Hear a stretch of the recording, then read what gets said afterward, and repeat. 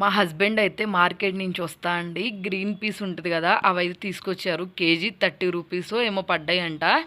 సరే 30 రూపీస్కి ఏమొస్తానేలే అని చెప్పి గ్రీన్ పీస్ అయితే 1 కేజీ అయితే తీసుకొచ్చారండి. తెచ్చిన వెంటనే నేనైతే మాత్రం ఇవన్నీ తోళ్ళు సపరేట్గా, అట్లాగే లోపల గింజలు ఉంటాయి కదా అవన్నీ సపరేట్గా, నెక్స్ట్ దీంట్లో కొన్ని కుళ్ళిపోయినవి ఉన్నాయి, అలాగే ఎండిపోయినవి మొత్తం అన్నీ తీసేసి, పాడైపోయినవి అన్నీ తీసేసి తోళ్ళు సపరేట్గా, గ్రీన్ పీస్ వరకు సపరేట్గా అయితే పెట్టుకున్నా అండి. అసలు ఇప్పుడు వరకు నేను ఎప్పుడు ఇంత క్వాంటిటీలో గ్రీన్ పీస్ అయితే స్టోర్ చేయలేదు.